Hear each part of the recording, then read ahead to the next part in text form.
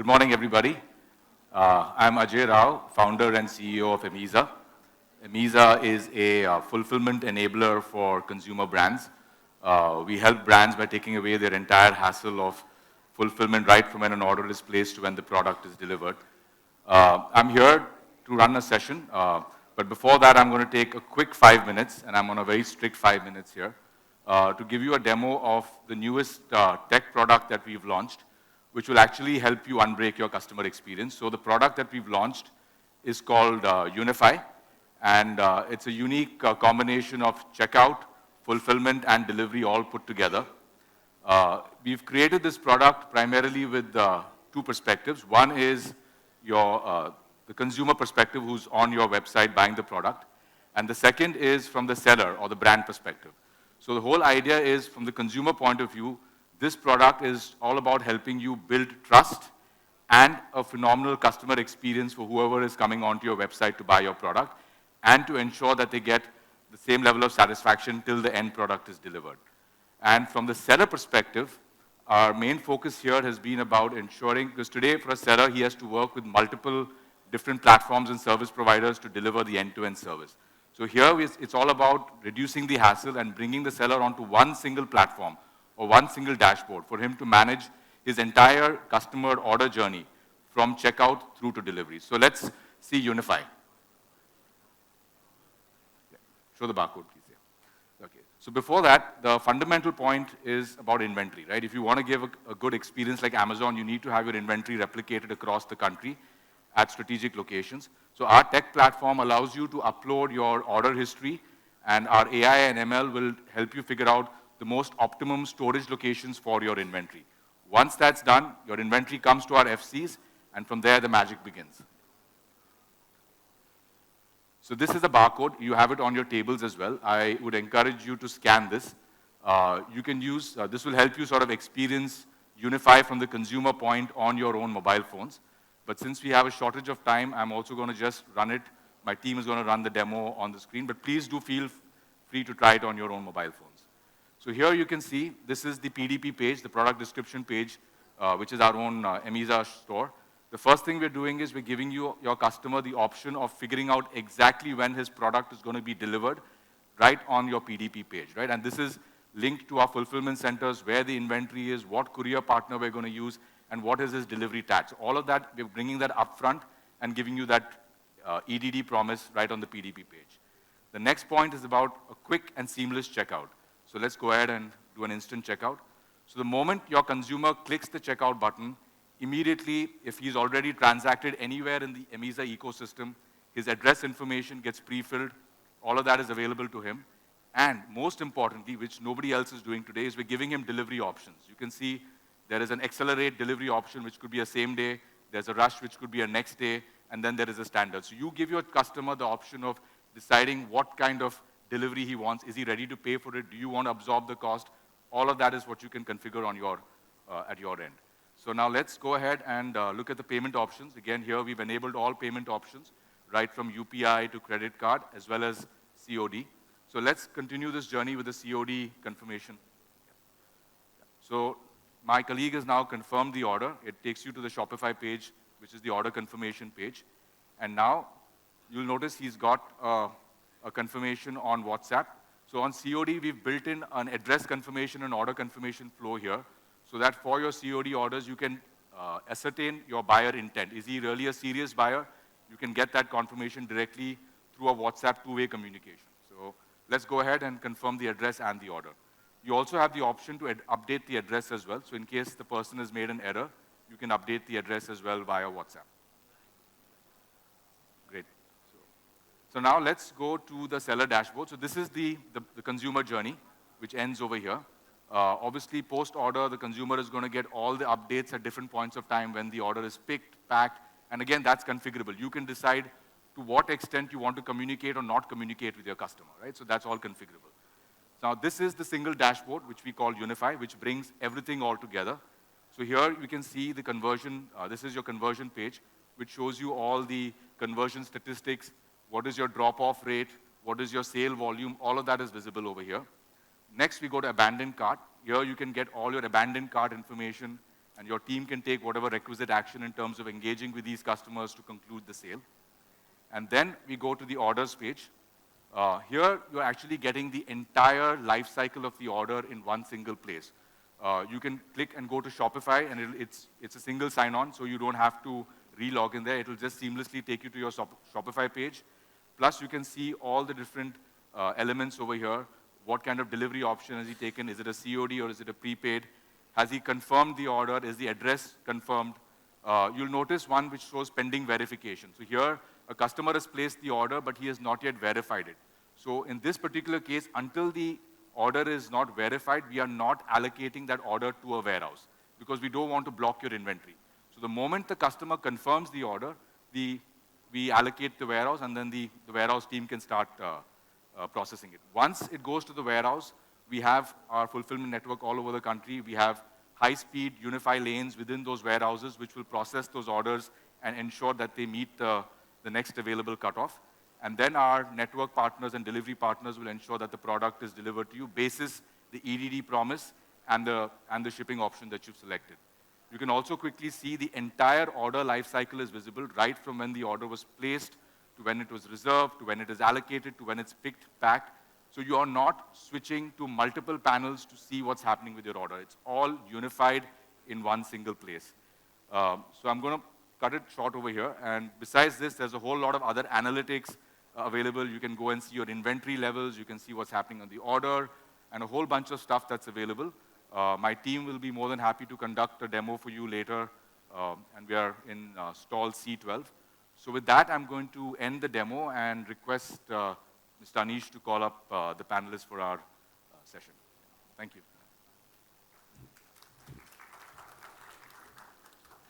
Thanks, Ajay. As Ajay said, they have got a stall outside. You can go and catch up with more details once we're done with this session. Joining Ajay on stage are going to be Bhuman Dani, founder and CEO of WickedGud. Binal Shah, co-founder and CMO, Macmerise Celfie Design. Jugal Mistry, founder of Bombay Trooper. Yeah. Kshitij, Ladia, CEO Almo. Hi. Arjun Rastogi, co-founder Naagin.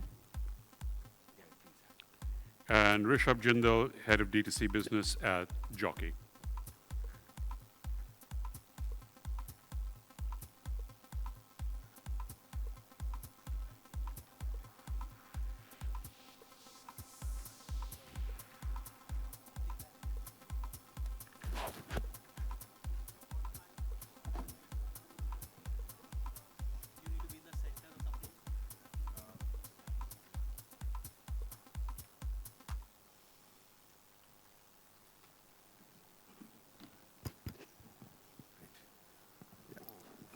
Good morning and welcome panelists. I'd like to start the session by allowing each of the panelists 30 seconds to introduce themselves and just tell us a little bit about themselves. Yeah. Hi everyone, I'm Rishabh. I head D2C business for Jockey India. Along with that, I take care of the complete user growth, which from end to end, how the customer experience have been on the website. Have done graduation, my master's from MDI Gurgaon. Yeah, that's a quick brief about me. Hey guys, I'm Kshitij Ladia. I'm the founder and co-founder and CEO of a brand called Almo. We're a men's premium innerwear brand, and we're looking to disrupt men's essentials as a category. Hey everyone, this is Jugal from Bombay Trooper. Bombay Trooper is a 10-year-old apparel and accessories brand. Hi, I'm Bhuman, founder at WickedGud. We're on a mission to unjunk India one kitchen at a time. Healthy, indulgent junk food packaged in something that's very healthy for you. Hi everyone, this is Binal. I head marketing for Macmerise. Macmerise is a pop culture brand and is an official licensee for all the accessories and fun merchandise available. It's a 10-year-old brand. Hi, my name's Arjun Rastogi. I'm one of the co-founders at Naagin. We make hot sauce for people of passion and now so much more, just like chili oils, condiments, sauces of all kinds. Excited to be here. Great, thank you. So For today's session, which is titled Unbreak Your Customer Experience, we're going to sort of have this conversation in three parts. The first is about building trust, right? And so the journey to us for a customer begins when he lands on your website. So as a brand, you spend a whole lot of money on Facebook and Google and try to bring customers onto your website, right? But after spending all of that money, there are a lot of common mistakes that people do which results in people bouncing off the site. So the key first part we want to talk about is how do you create that trust and how do you create that credibility on your website. So when a customer comes there, he feels comfortable and he feels assured that if he transacts here, he's going to get his product and his promise is going to get met, right? So why don't we go down and talk about it. So maybe Kshitij, if you want to talk a little bit about certain trust markers. I think I want to use that word trust markers because there's a certain key elements that need to be on the website to create and instill that level of trust. So just talk a little bit about it and what are some of the common mistakes brands tend to make here. Yeah. So I think, see, typically it begins, right from communication of your offering to the customer, right? Whether you're talking about the offer or the promotion, how transparent are you in terms of offering that? We've seen a lot of brands talking about 50% cashback, but you cannot use them at the order. We've seen brands talking about discounts are not actually true, right? So I think the first part to bring in that trust is transparency in communication. Just communicate what you're actually delivering to the customer. That's, I think, the first important thing. And, coupled with promotions, I think product pages play a very important role. What is your product about? How do you ensure that, the quality that you're actually delivering is communicated correctly to the consumer? Plays a very, very important role as far as building that trust is concerned. So I think, for me, the most important thing is communication transparency as, one of the key factors to drive in that trust. Jugal, if you can talk a little bit in terms of your own website and certain experiences in terms of things you've done to create trust. Sure. So, yeah, I think one of the primary trust markers, something very, very intuitive. You know how you walk into a shady lane and something is off. You can't put your finger on it, but something shady is happening here. Correct. Right? People have this default ability to detect that even on web pages, right? So when your page is tacky, it's hacked together with there are different design elements showing up. Just basically makes people less trusting of the business. So I guess, yeah, presentation definitely most important. And I think one easiest way is to just put social proof on your product page itself. So what we do at Bombay Troopers, we have an Instagram wall where basically the product that we're selling, we call it Troopers from around the world. So we have actual people, UGC of people using our products right from our Instagram page. So I think that by default acts as a great social proof. So two things that I'd like to add here. One is also when I talk about delivery promise, right? Because the main thing is on Amazon today or Flipkart, when you're on the product page, right, you're able to see what your EDD is, right? What your expected delivery date is. So that gives you that level of confidence. So I think from a brand point of view, I think that's a key trust marker also to bring onto your website and have that conviction to communicate to your customer upfront, key, I'm going to deliver your order in X amount of time, right? So that's one key thing. Second thing also I feel is on the your policies, right? I think if there are certain policies that you have which are very friendly, it's very important that get communicated also upfront and that's absolutely visible, right? So people have that level of assurance. So maybe Rishabh, from a jockey perspective, is there anything that you can tell us about this? Sure. Just first quickly adding on the trust part, because jockey is known to have building trust of customers and gaining that loyalty from customers from last 27 years. So, see, trust doesn't happen overnight. It takes time. It's really take time. And how it happens majorly is to be to your promise. We start when we say, and very important point which you bring about, a delivery promise. If we say we deliver in 4 hours or 24 hours or 48 days, if we say that, we should do that. And how we did was to invest in technology, get everything in the complete warehouse systems, the order systems in a way that if we commit to a time, we are able to do the order fulfillment with a proper efficiency and complete accuracy. That's one. Now coming to the second part of your question, where talking about the customer experience and how to communicate. So see, policies for every company are different. Yes, it's good to have a user-friendly policies, but there are some values which every brand stands for. Like for a jockey, we stand for comfort, we stand for hygiene. That's like inherited in our in every team member of jockey. When I talk about hygiene, we need to have a straight policy which is no exchange, no return in case of unaware. And that is something we have to do. And now some might say that it's not in for the customer. Customer might not go for that purchase online if it is a non-returnable, but that's okay. It's okay not to have an order from a customer who wants to return an unaware.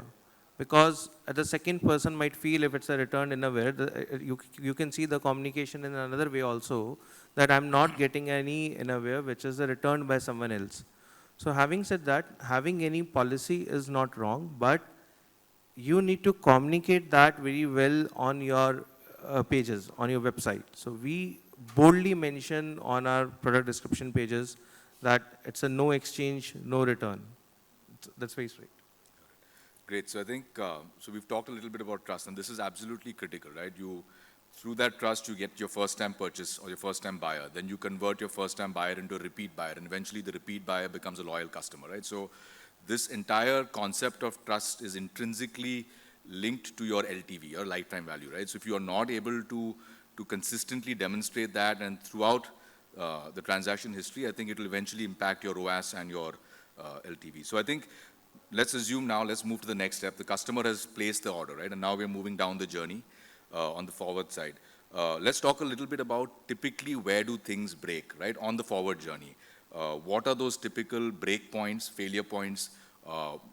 What can brands do to fix it? Can we talk about specific examples of case studies where things have been broken and then those have been fixed, and how people have gone about fixing it? So maybe we can start with Bhuman. Bhuman, if you can talk a little bit about this. I think it all intrinsically boils down to that trust only, and the communication and the design that you sort of have to communicate with the consumer. I think there's the basic hygiene stuff, which I think everyone's very well talked about. And then there are the additional things which, if as a brand you have the opportunity to do, then do it. So for example, we recently onboarded Shilpa Shetty as a brand ambassador. So my landing page is her image, because maybe people don't trust WickedGud as a brand, but they sure do trust Shilpa Shetty as an ambassador. Aman Gupta as an investor. So as you know, when the discount pop-up comes out, we have Aman's face with the discount code. So I think such things over and above the basic hygiene stuff really enhances your conversion and ensures that customers trust the brand before actually experiencing the product. Even from it's more like after sale. So people are very sensitive about COD. So I think somewhere if on the website you can clearly mention your COD policy, just like you mentioned about the non-return policy, I think that also simplifies a lot of things. And then when that call goes, even you were mentioning about it, when there's a confirmation that customers have to give it, it's more seamless rather than, no, I didn't see it and stuff like that. But in terms of, let's talk about actually post-order. Now the order has been placed, right? So in terms of that entire forward journey, from when the customer has placed the order to when the product gets to him, where do things break typically, right? What are those failure points over there, and how do you mitigate that? I think communication again, like when someone's placed an order, they'd ideally, as part of basic hygiene today, expect to get an airway bill number once the order. Firstly, just thank you for your order. This is the order confirmation. Right. Then once the order has been dispatched, this is the airway bill, and probably a link on your website to track the order. Because if you don't have that, then you'll get unnecessarily calls and emails from people frantically wanting to know. And sometimes customers actually have, problems. Like they want to leave the country and they want the order to be delivered before a certain date or within a certain timeline, or else they want to cancel the order. So it's easier both ways. If there is communication that way, or there's a link where customers can actually go and track the order, it just increases the entire experience. But in terms of also the there are multiple tech stacks, right? So you've got your Shopify itself, then you've got your OMS, WMS, which you're using. You've got your shipping stack, which could be an aggregator or a carrier, right? So I've noticed a lot of times you get multiple communications, right? People are saying, someone's talking about, someone's trying to confirm the COD order, but then I'm getting another message that the order has been dispatched, right? So there are multiple failure points that are happening primarily because of integrations and tech on the forward journey, right? So let's talk a little bit about that and what should that tech stack and what should that integration sort of look like in the forward journey so that the communication is seamless, right? Otherwise it looks completely disjointed at the back end, right? So maybe Binal, you can talk a little bit about that. Yeah. So our website is hosted on our own platform. We were on Shopify when we started out. And so all the communication that goes out, we very meticulously draft it also. We often miss out on, of course, it's an order confirmation message, but what is it saying? You know, we try and be as real as possible and not keep it very templatized. Like if a person is buying, say, a Harry Potter t-shirt, we kind of, tell him something about that particular order. The idea is to kind of make the customer feel that, you are having this one-way conversation rather than him just receiving text or messages from a bot. Another point that, we faced initially was we were receiving a lot of queries across platforms. Someone was probably messaging on Instagram, someone was probably messaging on Twitter.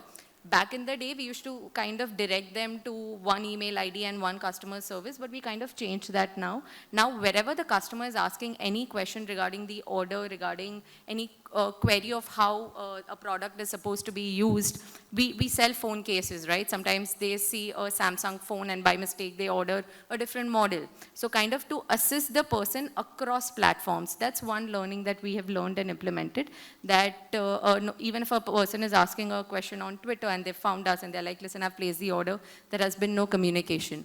More so during COVID, because during COVID we were sitting on orders and we were delivering after say 30, 35 days. Everybody kind of, were like, okay, we are okay with delays in deliveries and all, just let us know what is happening. I think at the end of the day, if even I talk as a consumer, I just want to be felt that I'm heard, and there is somebody on the other side who's listening to my problem and is giving those kind of solutions. So I think thinking on the feet, not relying too much on set systems, you have to like kind of innovate probably every time there is a new change which is coming on. So to kind of think on your feet. Would anyone like to share about any sort of phenomenal customer experiences that you've been able to create, right? I think that is something, right? And what does that phenomenal experience look like and how does that drive loyalty, right? So I think that is something I would like to understand a little bit more about. Maybe Arjun, you want to sort of talk a little bit about that? Yeah. Yeah, sure. It's an interesting one. I don't know about the phenomenal customer experience. I think a lot of people have absolutely nailed it across the board, like from communication to like the automations and stuff like that. One thing I'd definitely like to just mention is how important customer service is in the entire customer experience. Like it may feel like a fairly small like sort of point, but you naturally grow up, okay, this might be my experience, but I've naturally grown up with horrible customer experiences. And customer sort of service, like people don't want to hear what your problem is, they don't understand what your problem is, they don't care what your problem is, and they make you repeat it multiple times each time you talk to someone on the phone. I think people are shocked when they have a positive experience, so much so like, they come in fuming, angry on the phone, like they're desperate to attack you, like, so we send in like glass bottles, right? So people get like a smash bottle every now and then, and be like, oh my God, but I could have like cut myself and like, all sorts of things could have happened. I'm just like, yeah, you're right. And they're just like, okay, I wasn't expecting that. He's like, yeah, you're right. It shouldn't have come that way. Naturally, you should get like sauce in a real bottle, not smashed to smithereens. So we're going to send you a replacement. It should be with you in like 3 days. And they're just quiet. And like these people end up becoming like your best customers in the sense that they're so happy that you were just like open to them, that the worst possible experience for them ends up creating the most loyal customer. At least I've noticed that a bunch of times. And yeah, you spot on. Like I think they just want to feel heard. And when they are, like it's a tremendous experience. So yeah, just my little one there. Ajay, I think one thing that we are missing here, I think, is the experience gets broken on the last 5%. typically if you see 95% of the orders are seamless, right? Today we are living in a world wherein the technology stack, the operation stack is fairly there. We are not in 2010-12 where e-commerce stack did not exist. So essentially if you look at it, the flow or the trust of the customer breaks in the bottom 5 percentile of the orders, right? That's where we get stuck. Now there are 2-3 things that we've done very carefully. One is to have a unified CRM, right? So that the customer, if is talking to us on WhatsApp and then makes a call, the person on the call knows that this communication has gone through on WhatsApp, right? The case does not have to be reiterated.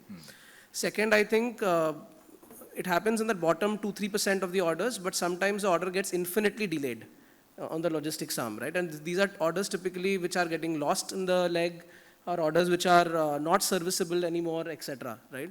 How do you take a quick action on that, right? How do you see that, okay, this order was supposed to be delivered in 2 days, but today when we see it's already been 4 and still there is no clear tracking coming in from the courier. So that's the exact time when you say that, okay, why don't I ship a replacement order while I parallelly figure out what to do with my previous one? So I think the focus on the bottom 5%, in my opinion, is the most important metric to be tracked to deliver that trust, because 95% orders will any which ways be smooth. That's a great point. Yeah, go ahead. So just to extend his point, right, I think we can say that the best customer service is the one that's not needed, right? Because 95% of the people just seamlessly get their stuff done. So if it's just the bottom 5, right, your cost to service that low amount is quite low and efficient. So what we do is we go out of our way, we give a freebie, we just, literally just try to impress them, because the cost, and it's just so rare, like 5 out of 100 orders, if they're reaching out to us, I want to make sure they have a memorable experience. No, that's a great point you bring out, because the fact is that if it's 95% is what is going right, for the balance 5%, so then why not brands then sort of talk about that on their website even more, right? Saying that, look, if something is broken or if something is delayed, we will send you a replacement. So that will also, again, coming back to the first point of trust building, right? If the percentage is so low, why not state that more boldly upfront, right? So that you are able to create more trust and convert more customers right up front. Because that's what Amazon has done, right? Amazon's policies are so clear, so transparent, and so customer friendly, because I think they have done the math as well, right? Saying that 98% of the time nothing's going to break.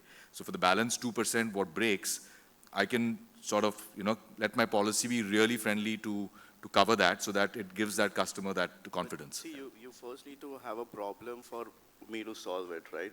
Right. I think from most 5-star reviews that we have had, 90% of them have actually had a problem that I had to solve. So for people where things go right, they don't even bother giving the 5 stars. Right. Fair point. So I believe like customer experience, it's at every point of the customer journey. Customer service being the last leg for it. So to have a good customer experience, as Kshitij rightly mentioned, we have so much text today which takes care of each part. We recently had some challenges of, and those challenges I remember, which even as a brand you might not be knowing.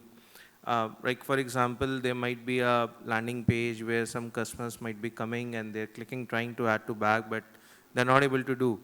And with their highs, like for any brand having SKUs more than 100, you cannot track each and every landing page on a daily basis. That's what's happening with that. But today's tech, like Microsoft has launched this Microsoft Clarity, or Hotjar for that matter, have solved it like on a fly. There's a tool which tells you, which keeps doing session recordings and will tell you that where is the customer journey actually being broken, and you can quickly fix it to make sure it doesn't happen again.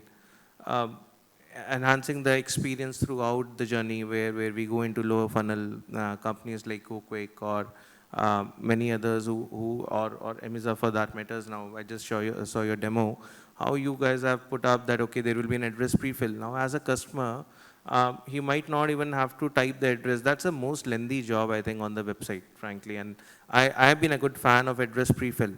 That's the most lengthy job, right? And every second counts. Today, 80% plus orders are on phone. And in phone, it's most dynamicity. You can get a notification, you can get a call, you can get anything. You are typing an address, you get a call, you are diverted, and the sale is gone. So The way tech companies have come up and a lot of founders are able to find a lot of gaps and able to improve the customer experience, I say it's not a one person or a one brand doing it. It's whole ecosystem which have been developed in order to serve to the end consumer, and that's the best thing to have. Coming back to customer support, right? I think that was an important point that was also brought up on the post-order journey. So there, one of the challenges that at least I've heard a lot of brands talk about is for customer support to be empowered and for them to be enabled, they need to have access to all the information, because otherwise if the information is fragmented, if the information is broken, then they're not able to give that resolution to the customer, right? So with multiple different tech stacks on shipping, sometimes your statuses may not sync up with Shopify correctly, right? You may have, again, warehouse visibility. Where is the order stuck? You know, the typical WMO, where's my order stuck, right? So can you all talk a little bit about the problems that you all have faced specifically around this, and how have you all solved and empowered your customer support to be able to actually be in a position to answer all these questions when a customer calls in?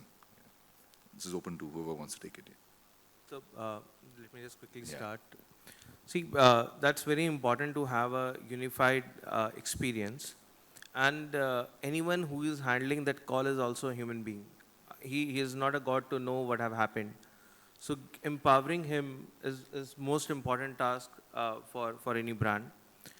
So we need to unify all our communications, give them in a very, in a collective way to that agent to tell that what have happened to this customer, what was he doing on website, what did he purchase, when did he purchase, where was the communication or a confirmation sent, what happened to that later on, which delivery partner was allocated for it, what is the promised timelines, all that info.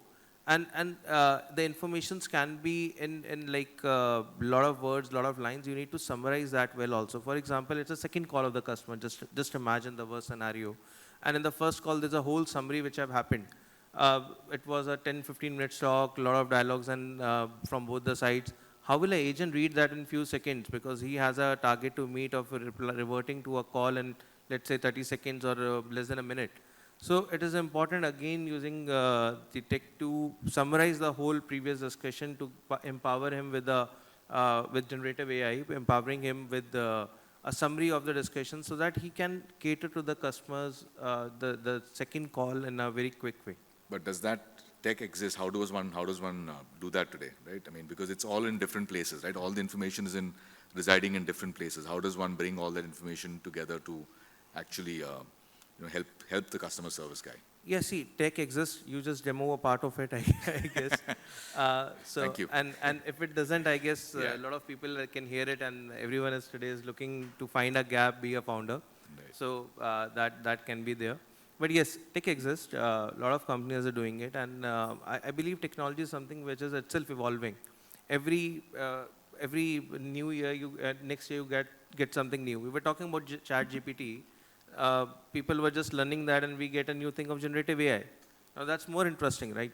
I don't know how many of you even are aware of the generative AI right now, which is booming up as a next new thing after ChatGPT. So tech will keep evolving, and I really trust that, and especially when sitting in India, we have a lot of minds who are just thinking and finding those gaps, and will build up a great solution to solve any gap. So now let's talk about the reverse journey. I think that's another place where trust gets broken. So primarily this is for apparel, fashion, accessories, right? Where, because in personal care and food, normally there's a no return policy.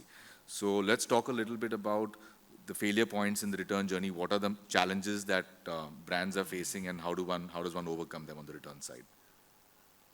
So anyone in apparel? Kshitij, you want to go on this one? Yeah. Ajay, I think in a category like apparel, right, the biggest problem is QC at the doorstep, right? I think that is something that needs to be enabled, because if you look at a customer's forward journey, we all optimize for it, right? Today in India, let's say 75-80% of the deliveries happen in 48 to 72 hours, right? But if you look at a return order, from the time it is picked up from the customer to the time you get it in your warehouse, is typically about 7 to 8 days. So imagine a customer experience wherein the customer is still waiting for an exchange or a refund to happen. That period is minimum 8 days to reach your warehouse, 2 days to process inside the warehouse, and maybe another 3-4 days to ship it out to the consumer. So that's a big 13-14 day cycle, right, where the customer is clueless or just waiting for a refund or an exchange to happen. So I think one big pain point for a category like apparel is how do you empower doorstep QC, right? And within that, I think while a lot of solutions have come up, I have not yet seen a robust solution which caters to multiple SKUs, the right QC being happening, the right SOPs being created. I think that's a big pain point or a break point in my opinion.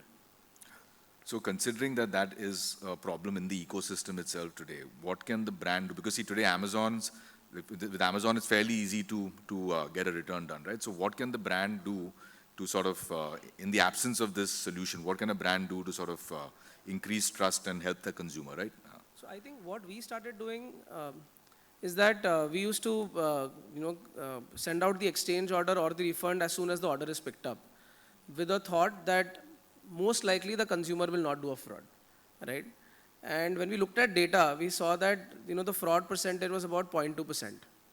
So same logic, right? That would you optimize your losses for the 0.2% fraud, or would you optimize your experience for the 99.8% happy customers? So we ensured that as soon as the order got picked, we released the next exchange order. So bringing that timeline down from 14 days to, let's say, a 4-day. And same day we used to process the refund. So bringing down the time from, let's say, 10 days to 2 days, right? So I think that developed a lot of trust in the minds of our consumers. And yes, there was a cost to it, right? And we decided that cost is not too big to be not absorbed against the cost of customer experience that we will be able to get. No, that's a great point. And I think trust is a two-way street, right? So if you're expecting the customer to trust you, then you've got to trust that the customer is not going to scam you, right? So I think somewhere that's an important point that you bring up. Anyone else would like to share a little bit about this? Yeah. See, if this is for, as far as exchanges are concerned, right, what Kshitij said is right. But say if there's a return, I think that is an excellent learning opportunity for the brand where no amount of tech is going to help. All you need to do is just have one-on-one conversation with your customer and just try to understand why they want to return it. So I think that's where brand can actually step in and start an honest conversation with the customer. Right. Binal, would you like to add something on this, on the return part? So for the longest time, we've had the no questions asked return policy, because when we were starting out, we would like to believe that, for the customer to place trust in us and to buy a product, we should also kind of return that favor. And that has always worked for us in terms of, most of, in cases where they wanted to return the product also, we've been able to divert them not to the same product category, but to something else also. Because we've at least kind of held the customer by having this one-on-one conversation. So that has really worked for us. So I think what we would like to do now is maybe open up the floor to some questions from the audience. We have about 6-7 minutes left, so I would love to take questions as well, yeah.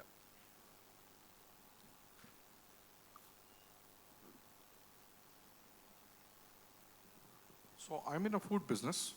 Thank you very much for the great insights. But one very important thing is, for the apparels, nothing really harms you for your health. But mainly for two people who are into food business, you consume the product you take inside the body. Something may go wrong, things can go really nasty. Legal cases, government problems, whatever. So whether any of you had this kind of a problem with some, if you can narrate some experience, because I'm also in food business, I'm also really looking for, because I had one bad experience with one customer who unnecessarily created, a problem in the social media and all that. I had to reach out, give him more money, whatever. But I really want to understand what has been your experience if something goes wrong like this in a very bad way. Yeah, sure. So in the early days, we actually worked with a contract manufacturer. They weren't always making it exactly up to scratch, making the product the way we wanted it to, following our QA/QC guidelines. We'd have the odd occasion where, something would go wrong with the product, right? Like similar to maybe what you're describing. And at that point in time, I think the no questions asked sort of like way to do it is exactly the way to do it. And I don't know the specifics of the case, behind where this question is coming from, but what I'd say is a lot of these people just want to say their piece, and they want to be offended and they want to put it out there and just be like, yeah, like this is what happened. And I don't know if our approach should be like that they are being ridiculous. I think the approach should probably be, look, like I'm just going to tell you how I feel about it. And absolutely no aspect of my business is ever about, not giving you quality. If something has not happened, I can assure you it's not because of anything that we have willingly made an error on. Outside of that, nobody is perfect. I'll take full responsibility for something that happened. And then the idea is to kind of give them that feeling that, look, like, I can only do what I can do. I want to hear you out. Something has happened. It's upset you. I understand that. I want to make it right. Now, how can I do that? I can't change the fact that this has happened. But what I can do is maybe give him something else, maybe give him a replacement, maybe ask him to kind of just tell me exactly what was really upsetting him. Just generally being a normal human, just point of contact and hearing them out. So this may or may not be the specific, response you might be looking for, but yeah, I think the idea in a case like this is to just back yourself, back why you're doing what you're doing, and just try and iterate to the customer that is any failure is only because of human error or something that's not in your control, and that but you still take 100% responsibility for it, and that you're going to take the extra step to make it right. I think sometimes customer feedback improves your internal processes. It happened with us.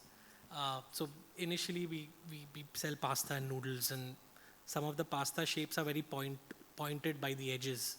So sometimes customers would get open packs, and that would freak them out, that why is this open? And it's because of the pointedness of the product. It would just cut open the entire packaging. So at a packaging level, then we had to redo the entire, whether it's the micron, the coating, whatever. And in our case, it actually led to a reduction in our cost. And that was actually how a customer feedback turned, good for the company. So I think, but at the same time, it's important to give them a replacement then and there. So typically what we do, because we're also available on quick commerce platforms, if the customer is from a city where we can service that, within 10 minutes, we give the customer the order and they're happy. So resolution is most important in such scenarios. And then sometimes, if luck has it, you can also improve your internal processes.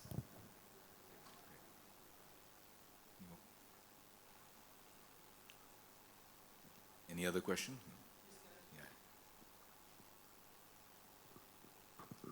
Hi, my name's Vivek. I love your sauce. I love your pants, actually. I'm a big fan. Thanks, and I've been riding the horse past a long time now. Fan of all of you guys. Thanks to Mr. Anish to have such a brilliant people up here. But I would like to ask you a couple of things. Very controversial. Nobody's a consumer. Everybody's trying to become somebody up there. Is customer still loyal?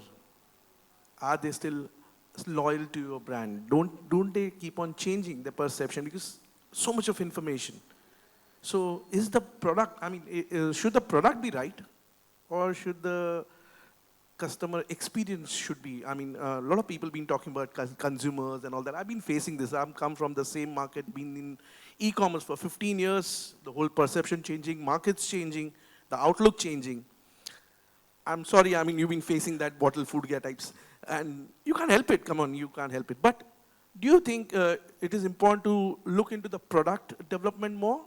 Or if the product is right, I don't think there should be any kind of, returns or anything, because RTO is one of the very big, issue everybody's facing up here. I don't know, with Bombay Tupa, I don't know, I love your brand.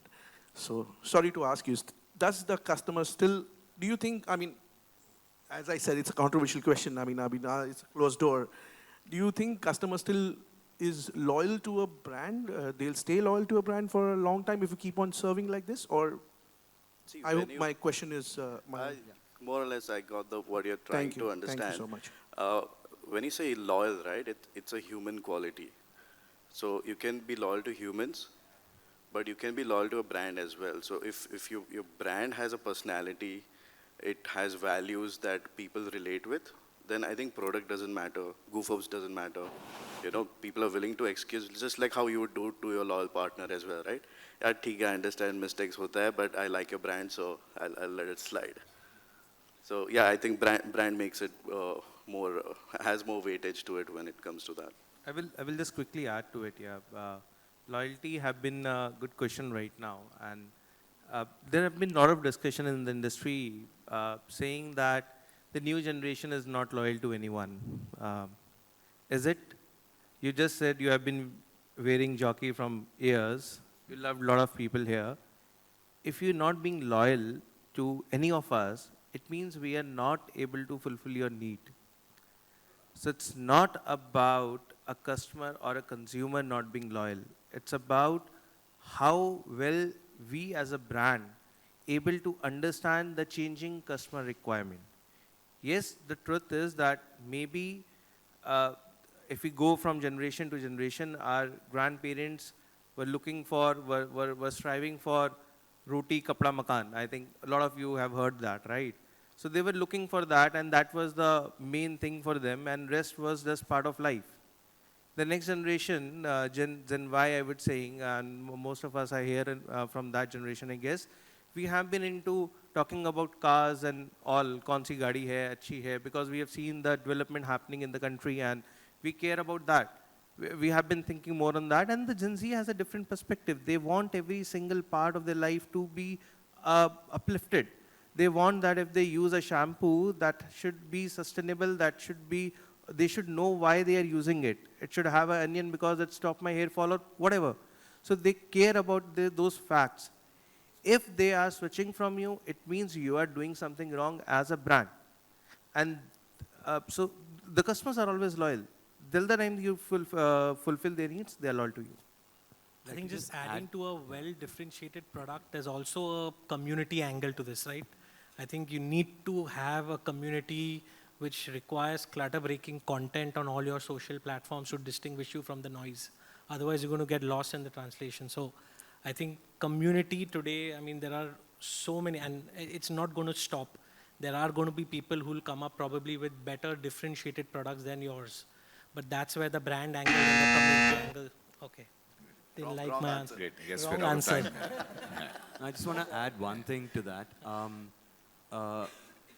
I don't think they owe you their loyalty at all. You have to earn their trust. That's one half of it. But also the second thing is, like, I think every single one of us is realistic also about what our place is in a customer's life. And if we're all being very honest, like, customers are in an open relationship with every single brand, right? Like, there's no single person that does 100% of only one brand. And I think it would be a ridiculous expectation of that also. So I'm happy to be in an open relationship with a whole bunch of different sauce brands myself, right? Like, I mean, I don't make every single thing. It's not just like, you know, I don't look at it as a personal offense to go to my best friend's house and find that, you know, when food comes to the table, he's got like a sriracha bottle. Like, I mean, that's what it is. Like, that's how things are. Like, so you need to be confident in what your place is. You need to earn that trust in everyone's life. And I think if that sort of works out, I think, you know, everyone sort of benefits from that. Great. Well, thanks, panelists. It's been wonderful. Yeah, Thank you.